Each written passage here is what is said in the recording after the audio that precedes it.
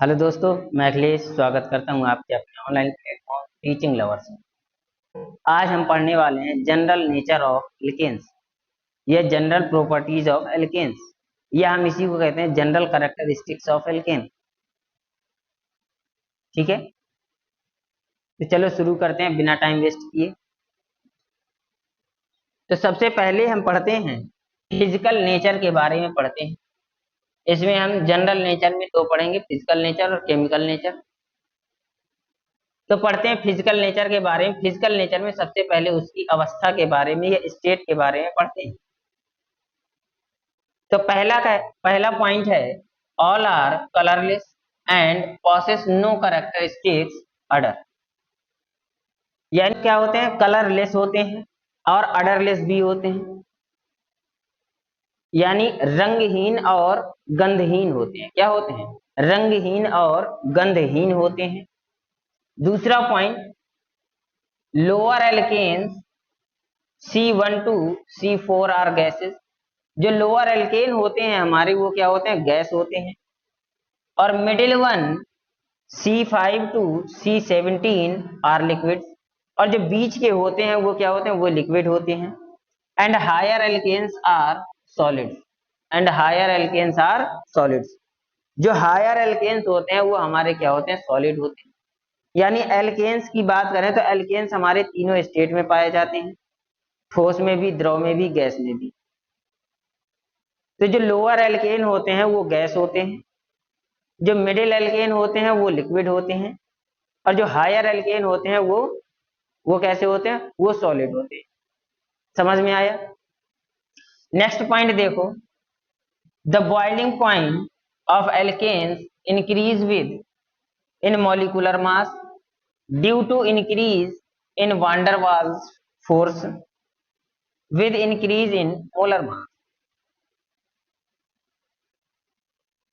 यानी जैसे जैसे एल्केनों का मोलर मास बढ़ता है, क्या बढ़ता है? मोलर मास बढ़ता है, आणविक द्रव्यमान बढ़ता है। क्या बढ़ता है? मोलर मास यानी आणविक द्रव्यमान।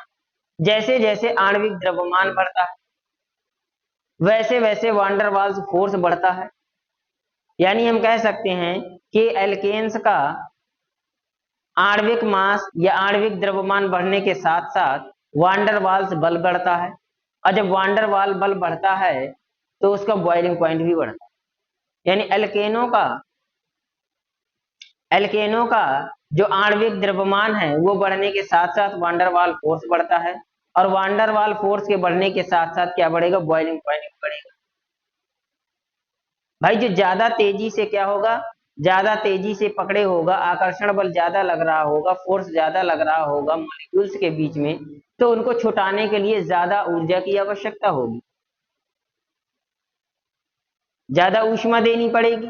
इसीलिए उनका जो बॉइलिंग पॉइंट होता है वो इंक्रीज हो जाता है। जैसे पेंटेन का हेक्सेन से कम होता है और हेक्सेन का हेप्टेन से कम होता है। समझ में आया? कोई दिक्कत? नेक्स्ट प्रॉपर्टी है डेंसिटी। तो the density of alkanes increases with increases in molar mass and become constant at 0.76 gram प्रति ml, then all alkanes are lighter than water। यानी जैसे जैसे मोलर मास इंक्रीज होता है, क्या होता है? जैसे जैसे मोलर मास इंक्रीज होता है एल्केन्स का, वैसे वैसे उनकी डेंसिटी बढ़ती है। लेकिन एक स्थिति ऐसी आती है जब ये कांस्टेंट हो जाते हैं। क्या हो जाते हैं? कांस्टेंट हो जाते हैं, यानी 0.76 ग्राम प्रति लीटर में क्या हो जाते हैं? ग्राम प्रति ml में ये कांस्टेंट हो जाते हैं। समझ आया? इसलिए ये क्या है, जो ये एल्केन्स हैं, और alkanes are lighter than water, यानी इसीलिए ये पानी से हल्के हैं, क्योंकि इनकी जो डेंसिटी है वो कितने? 0.76 पर क्या हो जाती है? ग्राम प्रति ml पर इनकी जो डेंसिटी है वो कांस्टेंट हो जाती है। जबकि वाटर की जो डेंसिटी होती है वो 100 डिग्री होती है। जो वाटर की डेंसिटी है वो कितनी है? 100 ग्राम प्रति ml होती है। कितनी होती है? 100 ग्राम प्रति ml होती है। यानी जो वाटर की डेंसिटी है, तो वाटर की जो डेंसिटी होती है वो ज्यादा होती है किससे? एल्केन से। और जब वाटर की डेंसिटी ज्यादा होगी तो एल्केन हल्का होगा और वाटर भारी होगा। इसीलिए जब हम एल्केन को पानी में डालते हैं तो वो तैरने लगता है। क्या होता है? तैरने लगता है। जैसे कैरोसिन ऑयल है या पेट्रोल है, इनको हम पानी में डालते हैं तो ये क्या होते हैं? पानी के ऊपर तैरने लगते हैं। तो कारण क्या है? डेंसिटी। यानी जो वाटर की डेंसिटी होती है वो एल्केन से ज्यादा होती है। और जो ज्यादा घना होगा, ज्यादा डेंस होगा, वो अपने ऊपर अपने से हल्की चीज को रख पाएगा। जैसे एक पतले व्यक्ति के ऊपर एक मोटा व्यक्ति बैठाल दिया जाए तो पतला व्यक्ति क्या होगा? धंस जाएगा। लेकिन अगर वहीं हम किसी मोटे व्यक्ति के ऊपर पतले व्यक्ति को बैठाल दें तो वो आसानी से उसका भार सह लेगा। सह लेगा कि नहीं सह लेगा? उसी तरीके से जो वाटर है वो ज्यादा डेंस है। किससे? एल्केन्स से। इसलिए जो वाटर की डेंसिटी है ज्यादा होती है एल्केन से, इसीलिए एल्केन हमारे ऊपर तैरने लगते हैं और वाटर नीचे रहता है। समझ में आया? अब बात कर लेते हैं सॉल्युबिलिटी। जो हमारे एल्केन्स होते हैं ये नॉन पोलर है। नॉन पोलर का मतलब होता है अध्रुवी है, जो आयनों में नहीं टूटते हैं।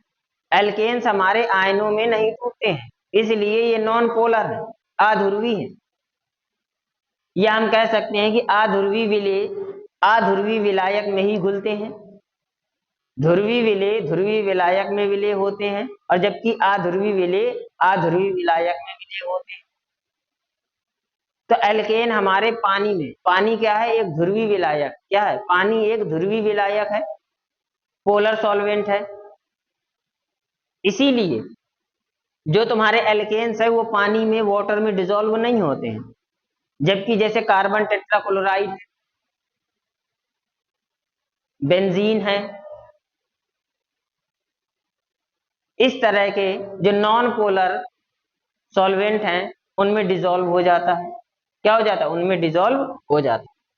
तो कह रहा है alkanes are non polar in character, they are generally insoluble in polar solvent such as water. यानी जो एल्केन है वो करेक्टर में नॉन पोलर है, नेचर में नॉन पोलर है। दे आर जनरली insoluble, इसलिए साधारणतः जो पोलर सॉल्वेंट होते हैं जैसे वाटर, इनमें क्या होते हैं? डिसॉल्व नहीं होते हैं, इनसॉल्युबल होते हैं। But soluble in non polar, लेकिन ये जो नॉन पोलर है सॉल्वेंट, नॉन पोलर सॉल्वेंट्स में डिसॉल्व होते हैं। कैसे? Like ether, CCl4 carbon tetrachloride, C6H6 benzene, इस तरीके के जो नॉन पोलर सॉल्वेंट्स हैं उनमें डिसॉल्व हो जाते हैं। फिर कह रहा however the liquids hydrocarbons themselves are good non polar solvents. जो हमारे लिक्विड हाइड्रोकार्बन है, क्या है? लिक्विड हाइड्रोकार्बन है, वो अच्छे क्या हैं? वो अच्छे नॉन पोलर सॉल्वेंट। जो हमारे लिक्विड हाइड्रोकार्बन है, ठीक है, जो लिक्विड हाइड्रोकार्बन है वो अच्छे हमारे नॉन पोलर सॉल्वेंट्स हैं। क्या हैं? नॉन पोलर सॉल्वेंट्स अच्छे हैं। यानी ये क्या कह सकते हैं कि जो हमारे लिक्विड हाइड्रोकार्बन है, क्या है? जो हमारे लिक्विड हाइड्रोकार्बन्स हैं वो एक अच्छे विलायक हैं। क्या है? अच्छे विलायक। बात समझ में आई? इस चीज में कोई डाउट है? चलो कुछ की पॉइंट्स हैं उनके बारे में बात कर लेते हैं। Long chain alkanes are waxes. जो हमारे लंबी चैन वाले एल्केन्स होते हैं वो वैक्स होते हैं। क्या होते हैं? वैक्स मतलब होता है मोम। वैक्स का मतलब क्या है? मोम। यानी जो लंबी चैन वाले हमारे एल्केन होते हैं वो क्या होते हैं? मोम होते हैं। जैसे C27H56 wax found in Apple, यानी जो एप्पल स्किन होती है उसमें ये वैक्स पाया जाता है, ये मोम पाई जाती है। फिर C31H64, इस तरह का जो वैक्स है वो तंबाकू की, यानी तंबाकू की टोबैको लीव, किसमें? टोबैको लीव्स में पाई जाती है, यानी तंबाकू की पत्तियों में पाई जाती है। फिर नेक्स्ट पॉइंट कह रहा है a mixture of long chain alkenes B wax, यानी लंबी चैन वाली एल्कीनों का जो मिश्रण होता है, लंबी चैन वाली एल्कीनों का जो मिश्रण होता है वो मधुमक्खी की जो क्या होती है, मधुमक्खी की जो मोम होती है वो उसकी तरह होती है। क्या होती है? मधुमक्खी की वैक्स होती है, मधुमक्खी, यानी लंबी चैन वाली एल्कीनों का जो मिश्रण होता है वो क्या होता है, मधुमक्खी का जो मोम होता है वो, यानी जो मधुमक्खी का जो छत्ता होता है, जो मधुमक्खी से जो मोम निकलती है वो क्या है, वो लंबी चैन वाली एल्कीनों का क्या होता है, मिश्रण होता है। क्या होता है? मिश्रण होता है। तो बताओ ये बात समझ में आई कि नहीं आई? कोई दिक्कत, एनी डाउट? अगर आप लोगों को ये समझ में आ गया हो तो ये हमारा जो फिजिकल नेचर था, यानी फिजिकल प्रॉपर्टीज थी एल्कीन की, वो खत्म हो गई। नेक्स्ट क्लास में हम पढ़ेंगे इसके केमिकल नेचर के बारे में। तो इस सेशन को ज्यादा से ज्यादा अपने दोस्तों तक शेयर कर दें ताकि उनको भी इस चीज का लाभ मिल सके और एग्जाम में अच्छे से अच्छे मार्क्स गेन कर सके। ठीक है, जय हिंद।